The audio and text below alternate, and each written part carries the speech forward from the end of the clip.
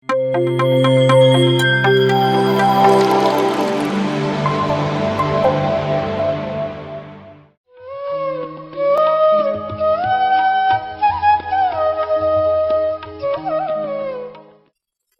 ಶ್ರೀ ಗುರು ಬಸವಲಿಂಗಾಯ ನಮಃ. ಬಸವಣ್ಣನೇ ತಾಯಿ, ಬಸವಣ್ಣನೇ ತಂದೆ, ಬಸವಣ್ಣನೇ ಪರಮ ಬಂಧು ಎನಗೆ. ವಸುದೀಶ ಕಪಿಲ ಸಿದ್ಧ ಮಲ್ಲಿಕಾರ್ಜುನ, ನಿಮ್ಮ ಹೆಸರಿಟ್ಟ ಗುರು ಬಸವಣ್ಣನಯ್ಯ. ಸೃಷ್ಟಿಕರ್ತ ಲಿಂಗದೇವನನ್ನು ಎನ್ನ ಮನದಲ್ಲಿ ಪ್ರಾರ್ಥಿಸುತ್ತಾ, ಮಹಾಮಾನವತವಾದಿ ಮಂತ್ರಪುರುಷ ಸ್ತ್ರೀಕುಲ ಉದ್ಧಾರಕ ಗುರು ಬಸವಣ್ಣನವರನ್ನು ಎನ್ನ ಮನದಲ್ಲಿ ಪ್ರಾರ್ಥಿಸುತ್ತಾ, ಮಹಾಜಗದ್ಗುರು ಲಿಂಗಾನಂದ ಮಹಾಸ್ವಾಮೀಜಿಯವರನ್ನು ಎನ್ನ ಮನದಲ್ಲಿ ಪ್ರಾರ್ಥಿಸುತ್ತಾ, ವಿಶ್ವದ ಪ್ರಪ್ರಥಮ ಮಹಿಳಾ ಜಗದ್ಗುರು ಡಾಕ್ಟರ್ ಮಾತಾಜಿಯವರನ್ನು ಎನ್ನ ಮನದಲ್ಲಿ ಪ್ರಾರ್ಥಿಸುತ್ತಾ, ಇಂದಿನ ಈ ಧ್ಯಾನ ಬಹಳ ವೈಶಿಷ್ಟ್ಯಪೂರ್ಣವಾದದ್ದು. ಕರ್ನಾಟಕ ಮಹಿಳಾ ಧ್ಯಾನ ಮಹಾಚಕ್ರದ ಈ ಕಾರ್ಯಕ್ರಮವನ್ನು ವ್ಯವಸ್ಥೆಯನ್ನು ಮಾಡಿದಂಥವರು ಪತ್ರಿಜಿ ಅವರು ಮಾಡಿದ್ದಾರೆ ಅಂದಾಗ ಈಗ ನಾನಿಲ್ಲಿ ಅವರನ್ನು ನೆನೆಸ್ಕೊಳ್ಳೇಬೇಕು. ಶರಣರಾದಂತಹ ಬ್ರಹ್ಮಋಷಿ ಸುಭಾಷ್ ಪತ್ರಿಜಿಯವರೇ ಮತ್ತು ಅದೇ ರೀತಿ ಬ್ರಹ್ಮ ಪ್ರೇಮನಾಥ್ರವರೇ ಶರಣರಾದಂತಹ, ನಾಗೇಶ್ ರಾವ್ರವರೇ ಶರಣರಾದಂತಹ, ಸುರೇಶ್ ಕಲಬುರ್ಗಿಯವರೇ ಶರಣರಾದಂಥ ಬ್ರಹ್ಮಋಷಿ ಡಾಕ್ಟರ್ ಶಿವರಾಮಪ್ಪನವರೇ ಅಂದಾಗ ಎಲ್ಲರಿಗೂ ಮತ್ತು ಇಲ್ಲಿ ನೆರೆದಂತಹ ಆತ್ಮೀಯ ಶರಣ ತಂದೆ ತಾಯಿಯರೇ ನಿಮ್ಮೆಲ್ಲರಿಗೂ ಶರಣು ಶರಣಾರ್ಥಿ. ನಿಜಕ್ಕೂ ನಮಗೆ ಬಹಳ ಸಂತೋಷ ಆನಂದ ಅನ್ನಿಸ್ತಾ ಇದೆ. ಆಗಲೇ ಹೇಳಿದರು, ನಾನಿಲ್ಲಿ ನಿನ್ನೆಯಿಂದ ಧ್ಯಾನ ಮಾಡ್ತಾ ಇದ್ದೀನಿ. ಇದನ್ನು ಏನಂದರೆ ನನಗೆ ಎಷ್ಟು ಬೇಗನೆ ಏಕಾಗ್ರತೆ ಬರ್ತದೆ. ಇದಕ್ಕೆ ಗುರು ಬಸವಣ್ಣನವರೇ ಕಾರಣರು ನಿಜಕ್ಕೂ. ಯಾಕೆ ಅಂದರೆ 8 ವರ್ಷದ ಮಗುವಿದ್ದಾಗ ಕೂಡಲ ಸಂಗಮಕ್ಕೆ ಬಂದರು ಬಸವಣ್ಣನವರು. 8 ವರ್ಷದ ಮಗುವಿದ್ದಾಗ ಬಂದವರು ತಮ್ಮ 21 ವರ್ಷದವರೆಗೂ ಅಂದರೆ 13 ವರ್ಷದವರೆಗೂ ಇಲ್ಲಿ ಧ್ಯಾನ ಜಪ ತಪಗಳನ್ನು ಮಾಡಿ ವಿದ್ಯಾಭ್ಯಾಸವನ್ನು ಮಾಡಿದಂಥ ಗುರು ಬಸವಣ್ಣನವರು ಅಕ್ಕ ಮಹಾದೇವಿ ಒಂದು ಮಾತನ್ನು ಹೇಳ್ತಾ ಇದ್ದಾರೆ, ಶರಣರ ಮೆಟ್ಟಿದ ಧರೆಯದು ಪಾವನವಯ್ಯ ಅನ್ನುವಂಗೆ. ಈ ಒಂದು ಕ್ಷೇತ್ರ ಇಷ್ಟ ಯಾಕೆ ವೈಶಿಷ್ಟ್ಯ ಅಂದರೆ, ಬಸವ ಮೆಟ್ಟಿದ ಧರೆ ಅದು ಪಾವನವಯ್ಯ.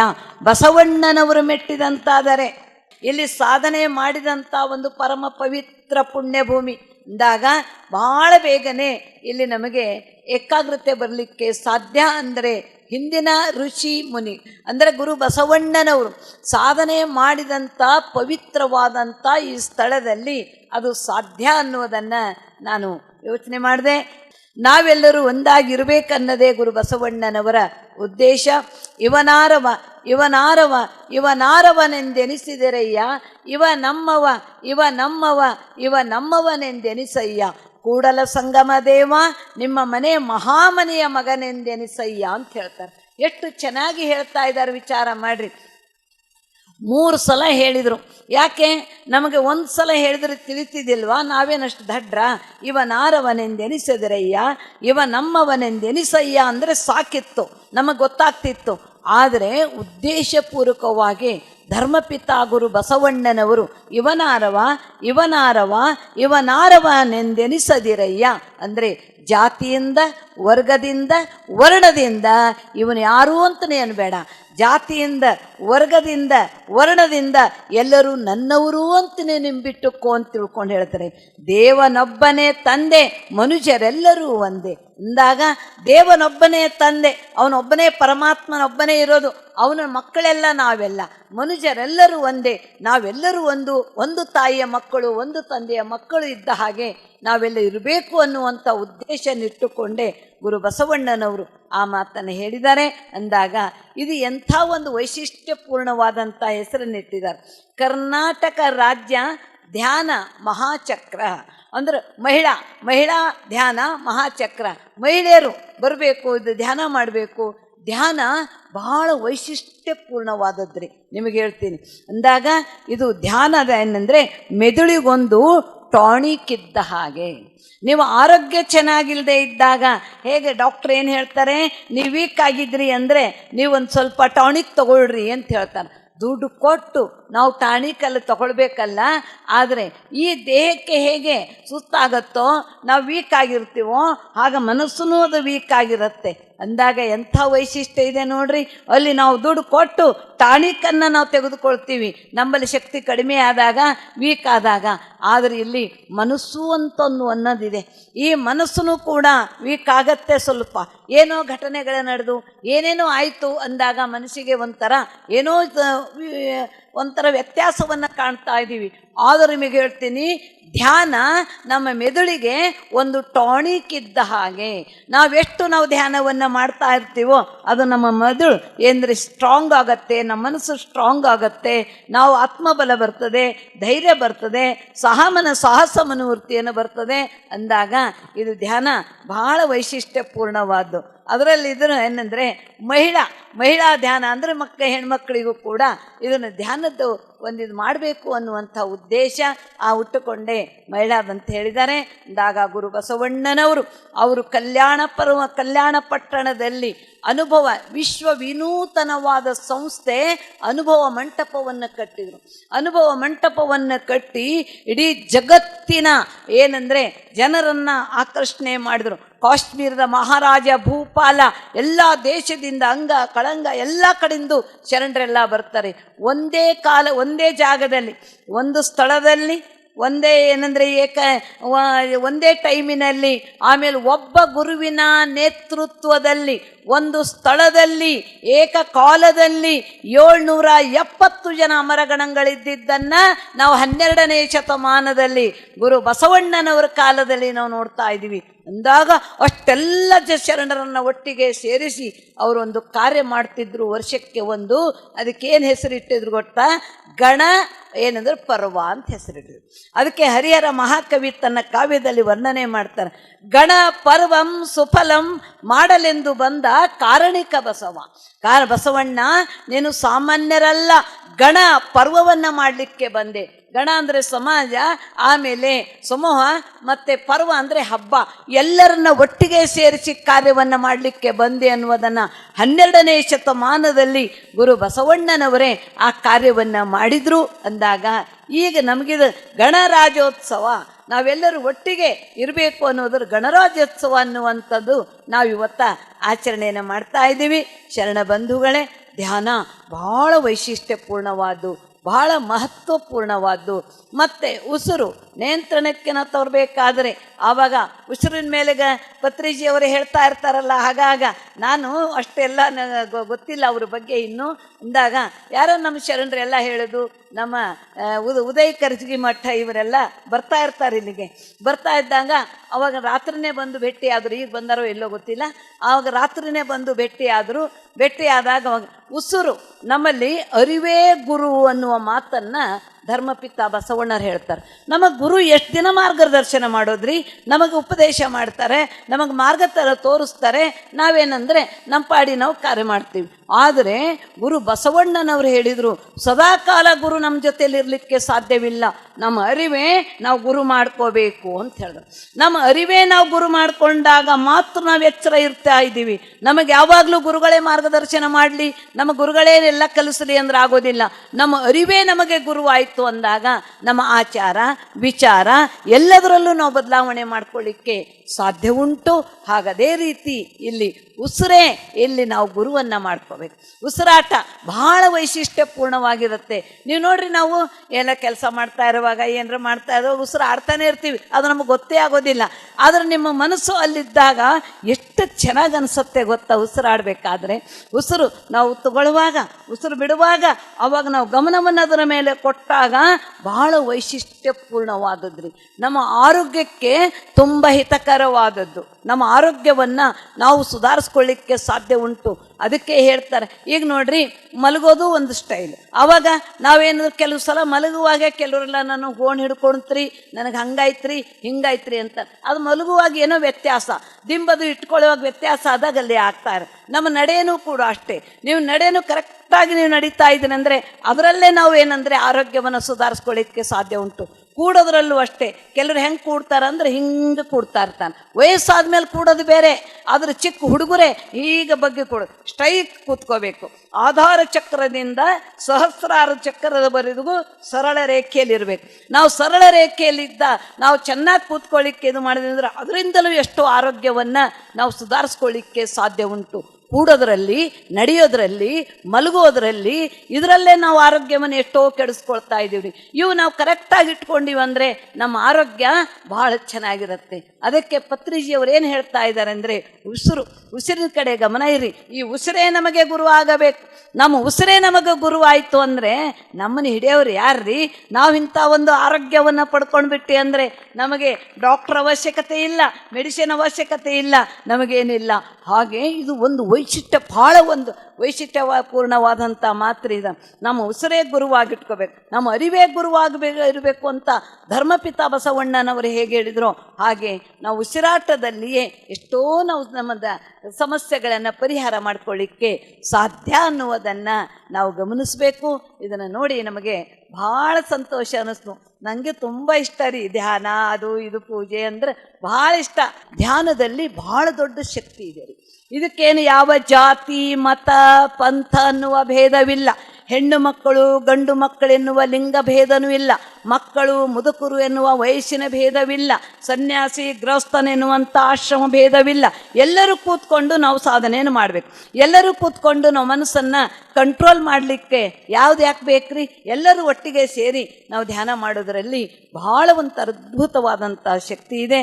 ಅದಕ್ಕೆ ಒಂದು ಕಡೆ ಹೇಳ್ತಾ ಇದ್ದಾನೆ ಏನಂದರೆ, ನಮ್ಮ ಹಡಪದ ಅಪ್ಪಣ್ಣನವರ ಧರ್ಮಪತ್ನಿ ಲಿಂಗಮ್ಮ ತಾಯಿ ಎಷ್ಟು ಚೆನ್ನಾಗಿ ಹೇಳ್ತಾ ಇದ್ದಾರೆ ನೋಡ್ರಿ. ಏನು ಹೇಳ್ತಾರೆ ಅಂದರೆ, ಮನವ ನಿರ್ಮಲವ ಮಾಡಿ, ಮನವ ನಿರ್ಮಲವ ಮಾಡಿ. ಈಗ ನಾನು ಪೂರ್ತಿ ವಚನ ಹೇಳಿ ಅರ್ಥ ಹೇಳಕ್ಕೆ ಟೈಮ್ ಭಾಳ ಇದು ಆಗತ್ತೆ. ಆಗ ನಾನು ಸ್ವಲ್ಪ ಒಂದೊಂದೇ ಲೈನ್ ತಗೊಳ್ತೀನಿ ಅಷ್ಟೇ. ಮನವ ನಿರ್ಮಲವ ಮಾಡಿ. ನಮ್ಮ ಮನಸ್ಸು ಹೆಂಗಿರಬೇಕು ಅಂದರೆ ನಿರ್ಮಲವಾಗಿರ್ಬೇಕಂತ. ನಿರ್ಮಲವಾಗಿರಬೇಕು, ನಿಶ್ಚಲವಾಗಿರಬೇಕು. ಆವಾಗ ಮಾತ್ರ ನಾವೇನಾರ ಸಾಧನೆ ಮಾಡಿ ಗುರಿ ಮುಟ್ಲಿಕ್ಕೆ ಸಾಧ್ಯ ಉಂಟು. ಹೇಗೆ ಅಂದರೆ, ಒಂದು ಕೆರೆ ಇದೆ, ಆ ಕೆರೆಯಲ್ಲಿ ಆ ತಳ ಕಾಣಬೇಕಾದ್ರೆ ನೀರು ನಿರ್ಮಲ ಆಗಿರಬೇಕು, ನಿಶ್ಚಲ ಆಗಿರಬೇಕು. ಯಾವಾಗ ನಮಗೆ ಅದು ಕೆರೆ ತಳ ಕಾಣತ್ತೆ, ಇಲ್ದ್ರ ತಳ ಕಾಣಲಿಕ್ಕೆ ಸಾಧ್ಯವಿಲ್ಲ.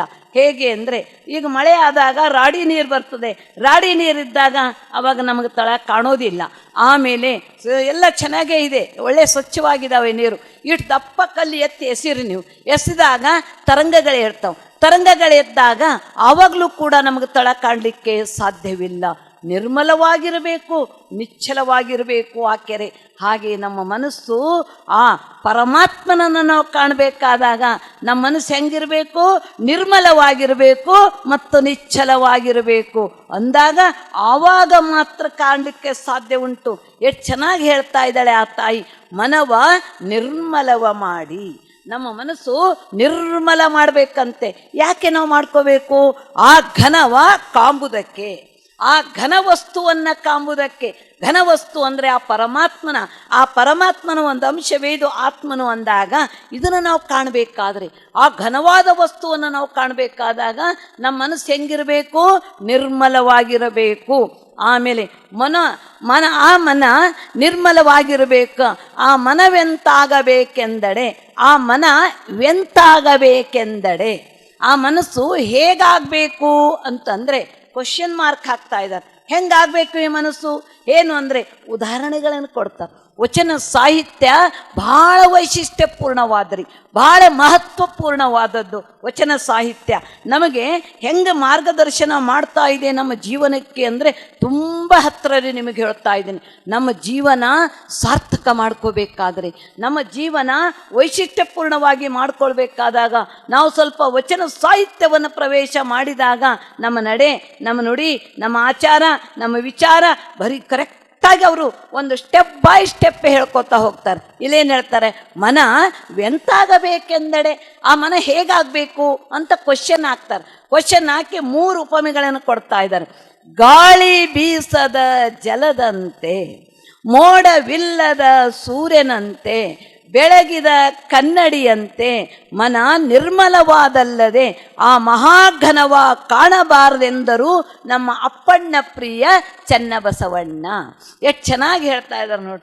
ಏನು ಹೇಳ್ತಾರೆ ಅಂದರೆ, ಆ ಮನ ಹೇಗಾಗಬೇಕು ಅಂದರೆ ಒಂದು ಉಪಮೆಗಳನ್ನು ಕೊಡ್ತಾನೆ. ಗಾಳಿ ಬೀಸದ ಜಲದಂತೆ. ಈಗ ನೀವು ಕೆರೆ ಇದೆ, ನದಿ ಉದಾಹರಣೆ ಸರಿಯಾಗೋದಿಲ್ಲ, ಸಮುದ್ರ ಉದಾಹರಣೆ ಸರಿಯಾಗೋದಿಲ್ಲ, ಊರ ಕೆರೆ ಇದೆ. ಅದು ಕೆರೆ ಸುಮ್ಮನೆ ನಿರ್ಮಲವಾಗಿ ನಿಂತು ಬಿಟ್ಟೈತೆ. ನಿಂತಹ ಸಂದರ್ಭದಲ್ಲಿ ಜೋರ ಗಾಳಿ ಬೀಸ್ತು, ಆಷಾಢ ಗಾಳಿ ಬೀಸಿದಾಗ ಅವಾಗ ಅದು ನಿಂತ ನೀರಿನಲ್ಲೂ ಕೂಡ ಅಲೆಗಳು ಬರ್ತಾವಿಲ್ರಿ ಅಲೆಗಳು. ಆವಾಗ ಅಲೆಗಳು ಬಂದಾಗ ಅಲ್ಲಿ ಕೆಳಗೆ ನಮಗೆ ತಳ ಕಾಣೋದಿಲ್ಲ. ಗಾಳಿ ಬೀಸದ ಜಲದಂತೆ, ಆ ಗಾಳಿ ಬೀಸಲಾರದಂಥ ಜಲದಂತೆ ನಮ್ಮ ಮನಸ್ಸು ನಿಶ್ಚಲವಾಗಿರಬೇಕು. ಆಮೇಲೆ ಹೇಳ್ತಾರೆ, ಆವಾಗ ಮೋಡವಿಲ್ಲದ ಸೂರ್ಯನಂತೆ. ಸೂರ್ಯ ಉದಯ ಆದ ತಕ್ಷಣ ಪ್ರಕಾಶಮಯವಾಗಿ ಬೆಳಗ್ತಾ ಇರ್ತಾನೆ. ಅದೇ ಮೋಡ ಬಂತು ಅಂದರೆ, ಈಗ 12-1 ಗಂಟೆ ಆದರೂ ಮೋಡ ಇತ್ತು ಅಂದರೆ ಮಂಕಾಗಿ ಕಾಣತ್ತೆ, ಅಷ್ಟು ಪ್ರಕಾಶವಾಗಿ ಕಾಣೋದಿಲ್ಲ. ಹಾಗೆ ನಮ್ಮ ಮನಸ್ಸಿಗೆ ಏನಂದರೆ ಮೋಡ ಯಾವುದೋ ಒಂದು ಘಟನೆಗಳನ್ನಾಗಿ ಆ ಮೋಡ ಏನಂದರೆ ಅದನ್ನ ಮೇಲೆ ಕುಂದಿತು ಅಂದರೆ ನಮಗೆ ಬಹಳ ಕಷ್ಟ, ನಮಗೇನು ಮಾಡಲಿಕ್ಕೆ ಆಗೋದಿಲ್ಲ. ಅದಕ್ಕಾಗಿ ನಮ್ಮ ಮನಸ್ಸು ಆ ಮೋಡವಿಲ್ಲದ ಸೂರ್ಯನಂತೆ ಇರಬೇಕು. ಅದು ಹೇಗೆ ಪ್ರಕಾಶಮಯವಾಗಿ ಬೆಳಗ್ತಾ ಇದೆಯೋ ಹಾಗೆ ನಮ್ಮದು ಕೂಡ ಹಾಗೆ. ಆಮೇಲೆ ಹೇಳ್ತಾ ಇದ್ದಾರೆ, ಮನ ನಿರ್ಮಲವಾಗಬೇಕಾದಾಗ ಅವಾಗ ಹೇಗಿರಬೇಕು ಅಂದರೆ ಬೆಳಗಿದ ಕನ್ನಡಿಯಂತೆ. ಮತ್ತು ನಾನು ಹೀಗೆ ಹೇಳ್ತೀನಿ ಅಂತ ಮಾತಾಜಿಯವರು ಬಂದು ಬೆಳಗಿದ ಕನ್ನಡಿ ಅಂತ ಹೇಳಿದ್ದಾರೆ.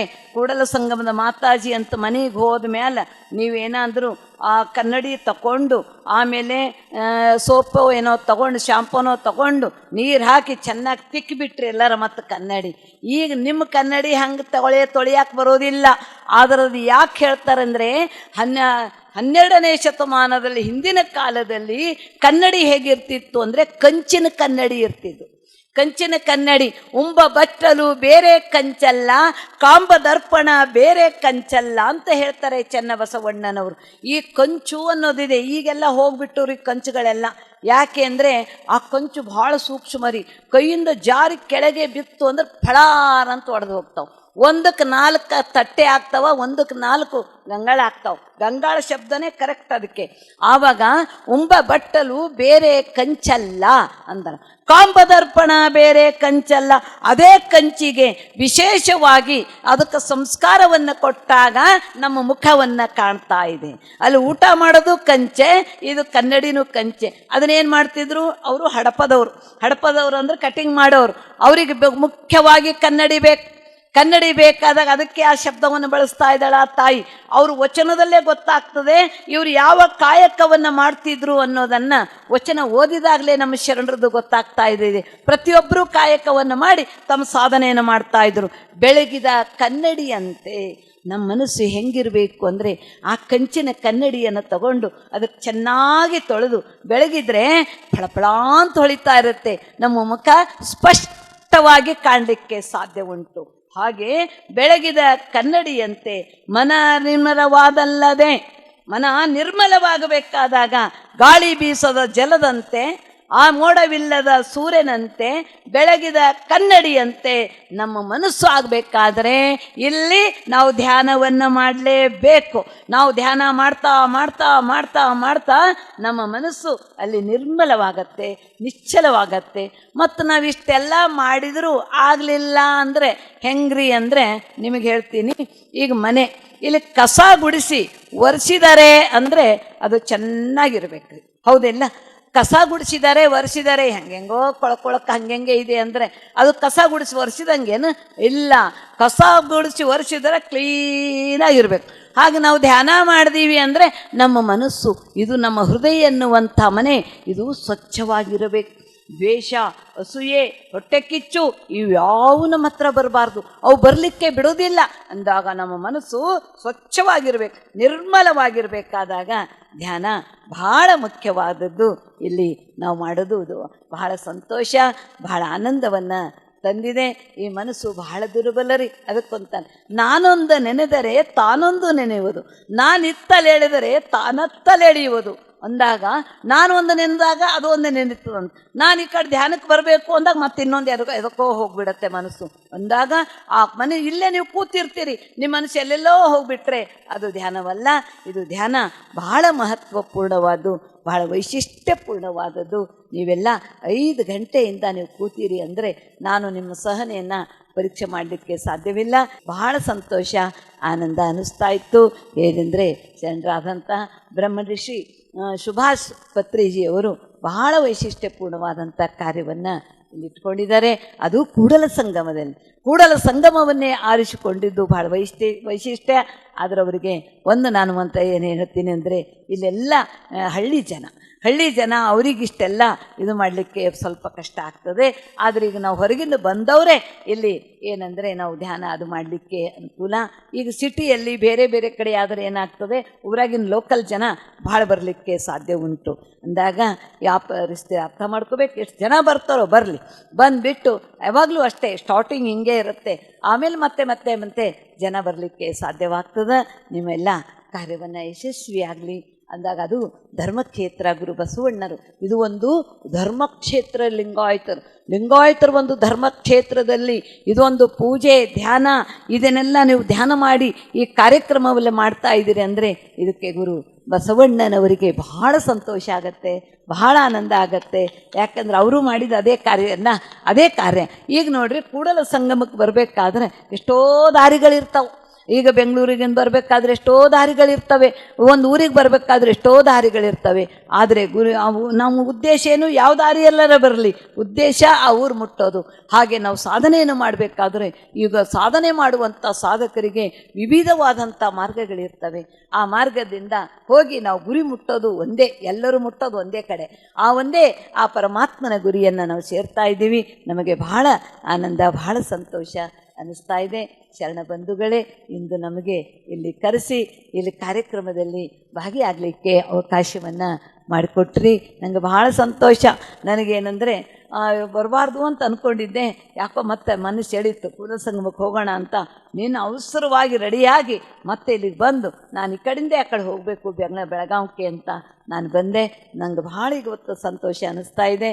ನಾನು 5 ನಿಮಿಷ ಮೊದಲೇ ಬಂದೆ, ಅದ್ರ ಧ್ಯಾನಕ್ಕೆ ಕೂತಾಗ ಎಷ್ಟು ಅದ್ಭುತವಾದ.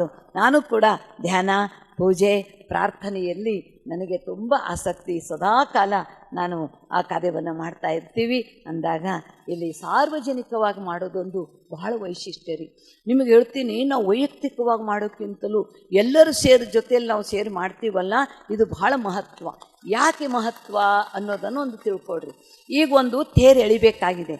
ತೇರು ಎಳಿಬೇಕಾದಾಗ ಯಾರೋ ದೊಡ್ಡ ಮನುಷ್ಯರು ಪತ್ರಿಜಿಯವ್ರ ಹೆಸರು ಹಾಕಿದ್ದಾರೆ ಅಂತ ಅವರೊಬ್ಬರೇ ಎಳ್ಕೊಳ್ಬಿಡ್ರಿ ಅಂತ ತಿಳ್ಕೊಂಡು ನಾವೆಲ್ಲ ಕೈ ಕಟ್ಕೊಂಡು ಕೂತ್ರೆ ಅದು ಪಾದಗಟ್ಟೆ ಮುಟ್ಟತ್ತೇನು? ಮುಟ್ಟೋದಿಲ್ಲ. ನಾವೆಲ್ಲರೂ ಆ ತೇರಿನ ಹಗ್ಗವನ್ನು ಎಳೆದಾಗ ಅದು ಪಾದಗಟ್ಟೆ ಮುಟ್ತಾ ಇದೆ. ಹಾಗದೇ ರೀತಿ ಇಲ್ಲಿ ನಾವು ಮನೆಗೆ ಒಬ್ಬರು ಗುರುಗಳು ಬರ್ತಾ ಇದ್ದಾರೆ, ಗುರುಗಳಿಗೆ ಕರೆಸ್ತೀವಿ ಅಂದರೆ ಮನೆ ಸ್ವಚ್ಛ ಮಾಡಿ ಕ್ಲೀನ್ ಮಾಡಿ ಒಂದು ಉದಿನ ಕಡ್ಡಿ ಹಚ್ತೀರಿ. ಉದಿನ ಕಡ್ಡಿ ಹಚ್ಚಿದಾಗ ಘಮ ಅಂತ ವಾಸನೆ ಬರುತ್ತೆ. ಅದು ವಾಸನೆ ಅವರಿಗಷ್ಟೇ ಬರುತ್ತೆ ಅನ್ನೋದು ಗುರುಗಳ ಸಲುವಾಗಿ ಹಚ್ಚಿದ್ದು ಅವರಿಗಷ್ಟೇ ಬರುತ್ತೇನು? ಇಲ್ಲ, ನಮಗೆಲ್ಲರಿಗೂ ನಾವು ಅಲ್ಲಿ ಕೂತವರಿಗೆ ಎಲ್ಲರಿಗೂ ಘಮ ಪರಿಮಳವನ್ನು ಬರ್ತಾ ಇದೆ. ಹಾಗದೇ ರೀತಿ ನಾವೆಲ್ಲರೂ ಕೂತು ಸಾಮೂಹಿಕವಾಗಿ ಧ್ಯಾನದಲ್ಲಿ ಯಾಕೆ ಶಕ್ತಿ ಇದೆ ಅಂದರೆ, ನಾವೆಲ್ಲರೂ ಕೂತು ನಾವು ಧ್ಯಾನವನ್ನು ಮಾಡ್ತಾ ಇರುವ ಸಂದರ್ಭದಲ್ಲಿ ಆ ಪ್ರಭು ಕಾರುಣ್ಯ, ಗುರು ಕಾರುಣ್ಯ ಯಾವಾಗೋ ನಮಗೆ ಸಿಗತ್ತೆ. ಇದರೊಳಗೆ ಯಾರಾದರೂ ಒಬ್ಬರು ಮನಸ್ಸು ನಿರ್ಮಲ ನಿಶ್ಚಲವಾಗಿ ಮಾಡಿಕೊಂಡು ಅವರು ಧ್ಯಾನ ಮಾಡ್ತಾ ಇದ್ರು ಅಂದರೆ, ಅವರು ಪ್ರಾರ್ಥನೆ ಮಾಡ್ತಾ ಇದ್ರು ಅಂದರೆ, ಅವ್ರ ಸಲುವಾಗಿ ದೇವ ಕರುಣೆ ಹರಿದು ಬಂದಿದ್ದು ನಾವು ಜೊತೆಯಲ್ಲಿ ಇರ್ತೀವಲ್ಲ, ನಮಗೆಲ್ಲರಿಗೂ ಬರಲಿಕ್ಕೆ ಸಾಧ್ಯ ಉಂಟು. ಅದಕ್ಕೆ ಶರಣ ಬಂಧುಗಳೇ, ಬಹಳ ವೈಶಿಷ್ಟ್ಯಪೂರ್ಣವಾದ್ದು. ಇನ್ನು 2 ದಿನ ಇದು ಸಾಮಾನ್ಯ ಜಾಗ ಅಲ್ಲ. ಧರ್ಮಪಿತ ಬಸವಣ್ಣನವರು ತಪಸ್ಸು ಮಾಡಿದಂಥ ಪುಣ್ಯಭೂಮಿ. ಧರ್ಮಪಿತ ಬಸವಣ್ಣನವರು ತಪಸ್ಸು ಮಾಡಿದ್ದು, ಸಾಧನೆ ಮಾಡಿದ್ದು ಪುಣ್ಯಭೂಮಿಯಲ್ಲಿ ನಿಮಗೆಲ್ಲ ಒಂದು ಅವಕಾಶವನ್ನು ಸಿಕ್ಕಿದೆ ಧ್ಯಾನ ಮಾಡಲಿಕ್ಕೆ ಅಂದಾಗ, ನೀವು ಪ್ರತಿದಿನವೂ ಇನ್ನೂ 2 ದಿನ ಅವಕಾಶ ಇದೆ. ಇನ್ನೂ ಇವತ್ತೇ ಪ್ರಾರಂಭ ಆಗಿದೆ. ಸಾಯಂಕಾಲ ತನಕ ಕಾರ್ಯಕ್ರಮ ಇರ್ತದೆ. ಧ್ಯಾನ ನಾಳೆ ನಾಡ್ದು 2 ದಿನವೂ ಇರ್ತದೆ. ಅಂದರೆ ಕರೆಕ್ಟಾಗಿ ಮಾಡಿರಿ. ನಿಮಗೆಲ್ಲರಿಗೂ ಸೃಷ್ಟಿಕರ್ತ ಪರಮಾತ್ಮನು, ಧರ್ಮಕರ್ತ ಗುರು ಬಸವಣ್ಣನವರು ಎಲ್ಲರ ಅನುಗ್ರಹ ಆಶೀರ್ವಾದ ಸದಾಕಾಲ ಇರಲಿ ಅಂತ ತಿಳ್ಕೊಂಡು ಹೇಳಿ ನನ್ನ 2 ಮಾತುಗಳನ್ನು ಮುಕ್ತಾಯ. PMC ಕನ್ನಡ ಚಾನೆಲ್ ಅನ್ನು ಲೈಕ್ ಮಾಡಿ, ಶೇರ್ ಮಾಡಿ, ಸಬ್ಸ್ಕ್ರೈಬ್ ಮಾಡಿ ಮತ್ತು ಮಾಡಿಸಿ. ಎಲ್ಲರಿಗೂ ಧನ್ಯವಾದಗಳು.